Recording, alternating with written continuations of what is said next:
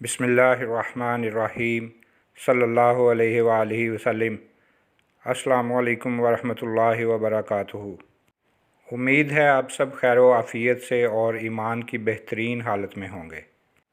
انسان نیند سے بیدار ہونے کے بعد اپنی حاجات سے فارغ ہو کر جب غسل یا وضو کر لیتا ہے تو اسے ایک خاص قسم کا سرور اور عجیب قسم کی خوشی محسوس ہوتی ہے۔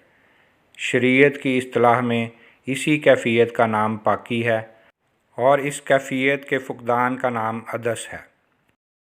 جسم اور روح کا آپس میں گہرا تعلق ہے جس کی کوئی مثال نہیں ملتی۔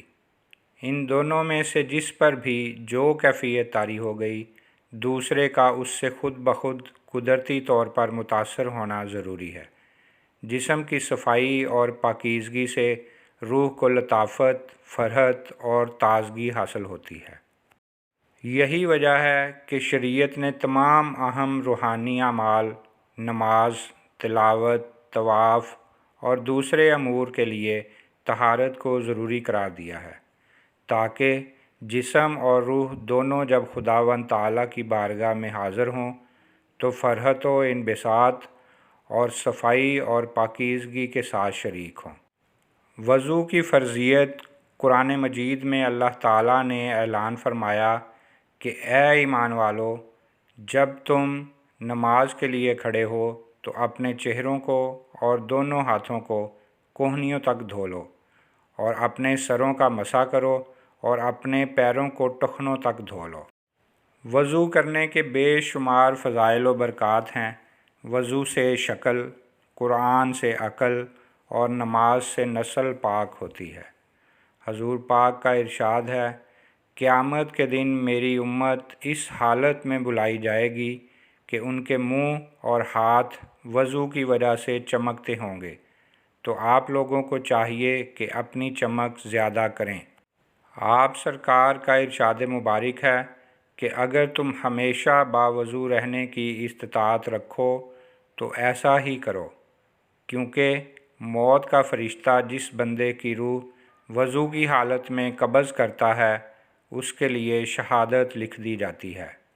ہمیشہ باوضو رہنے کی برکت اتنی ہے کہ حضور پاک کی سنت پر عمل کے اثرات اللہ تعالیٰ دنیا میں ہی دکھا دیتا ہے اور اس کا مزہ اور اثر جیتے جی ہی محسوس ہوتا ہے۔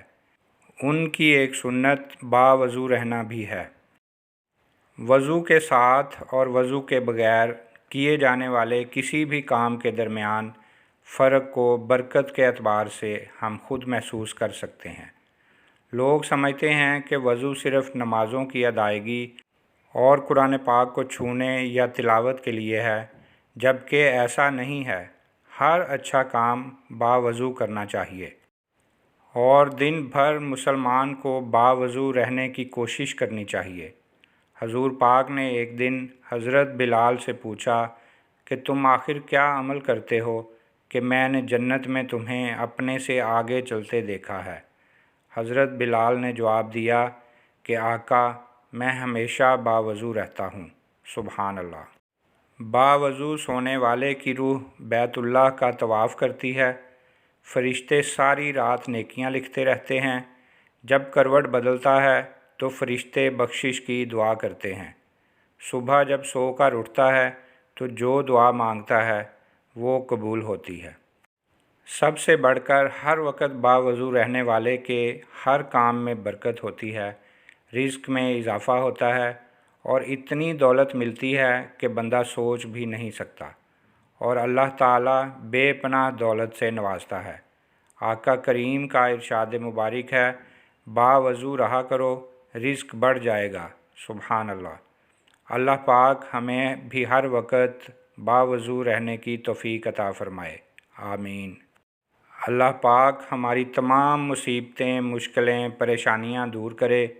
اللہ پاک ہم سب کو اور ہماری اولاد کو باادب اور سچا عاشق رسول بنائے۔ اگر آپ کو ہماری آج کی ویڈیو اچھی لگی ہو تو ہمارے چینل کو سبسکرائب کریں اور اسی طرح کی مفید اور اچھی ویڈیوز کے لیے بیل کے بٹن کو بھی دبا دیں تاکہ تمام ویڈیوز آپ کو بر وقت ملتی رہیں۔ ویڈیو کو اپنے تمام دوست احباب اور ہو سکے تو واٹس ایپ، فیس بک، انسٹاگرام پر بھی شیئر کریں۔ ہو سکتا ہے آپ کی وجہ سے کسی اور کا بھلا ہو جائے۔ ملتے ہیں ایک نئی ویڈیو کے ساتھ، تب تک کے لیے اللہ حافظ۔